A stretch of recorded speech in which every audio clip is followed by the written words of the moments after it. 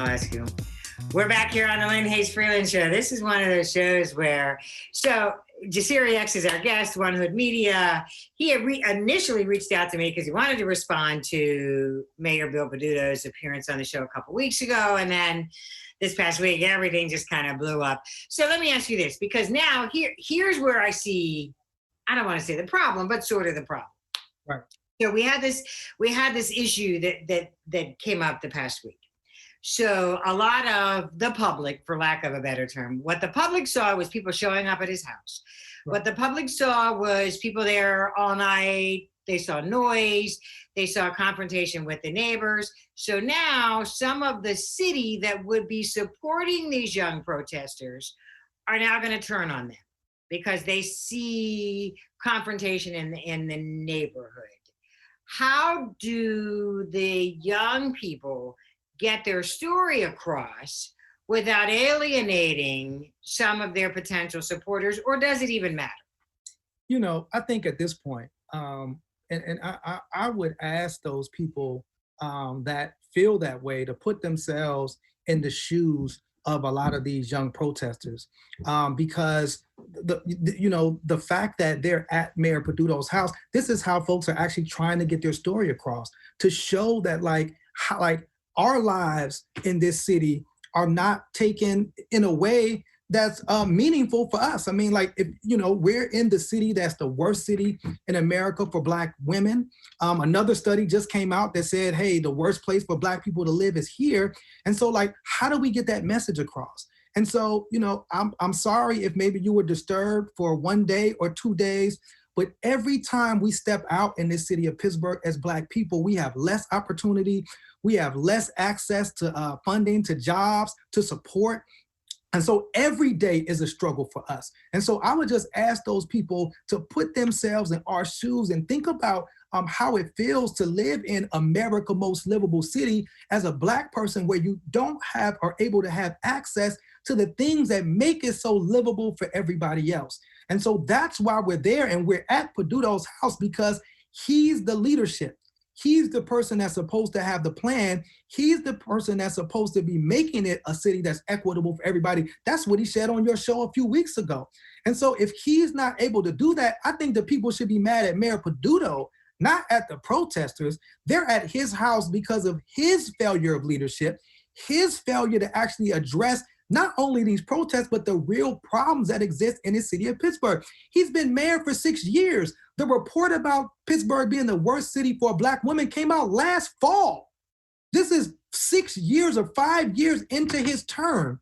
And so this is his failure to make this city a place that's equitable for everybody. So why would you blame the person that's most hurt and most affected for crying out to say, I just want justice. I just want to be heard. I just want to be seen. I want my issues to be prioritized over everybody else's. These are people crying out for help and crying out for justice. We should be comforting them. We should be helping them and supporting them, not criticizing them.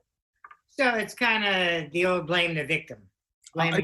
It's 100% blame. I mean, come on. Here you have, like I said, you got a group of Black teenagers that just, these are students that are all going to college.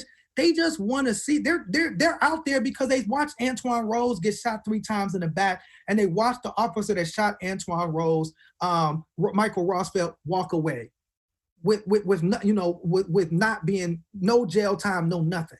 And so they want to make sure that that doesn't happen to anybody else or any other family. Why wouldn't you want to engage those people? Why wouldn't you want to say, hey, how can we help you? If according to Bill Peduto that this is a state issue and not a Pittsburgh issue, well, why not meet with them and offer resources from your, Office of Equity or whatever other offices, there's so many offices that they didn't establish. Why not offer some resources to help them take their advocacy to a state level? But this is to ignore them for 11 or 12 weeks.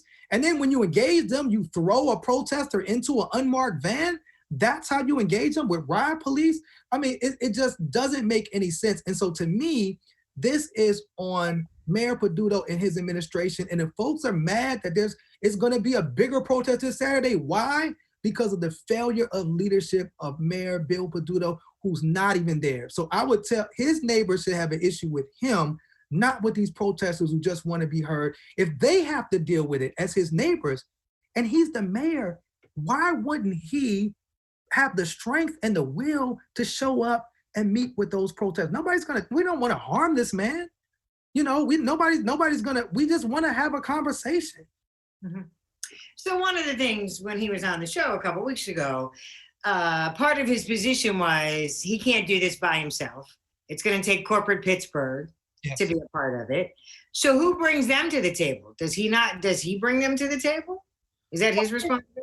I think once again, that's a conversation. Like, you know, think about, you know, if he met with us and said, hey, these are, you know, I would like to engage corporate Pittsburgh, like we could help with that as well. Okay, you know, Mayor Peduto, with which corporations, like who is somebody that is considering, like let's start looking at, because I mean, that's a very real issue. You know, let's start looking at who these corporations are hiring.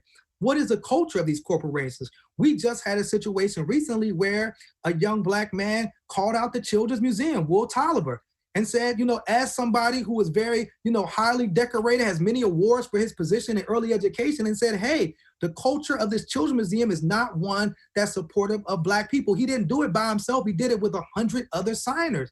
And so now here's the Children's Museum beginning a process of trying to make them, I hope they're beginning the process of trying to make themselves a more equitable place. So we can help with that. This is what I'm saying. Like, we're not adversarial to Bill Peduto because we don't like him as a person or he's a white person. That's not what it is.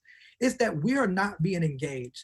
And so if there is corporations or folks that we can engage, we're willing to do that. We're willing to sit down and talk to anybody because we live here in this city. This is our city as much as anyone. But if he's in leadership, shouldn't he be the one to be engaging us? You know, this is what I'm saying. I mean, as the leader, he should be the one engaging us. And so I would say that, yes, I agree, corporations need to be involved. Corporations need to do more than just put a black square or say they believe in Black Lives Matter. We need to see Black people in Pittsburgh in these powerful positions, and we need to see a lot more diversity and inclusion at the corporate level. But let us know, what's the plan, Bill?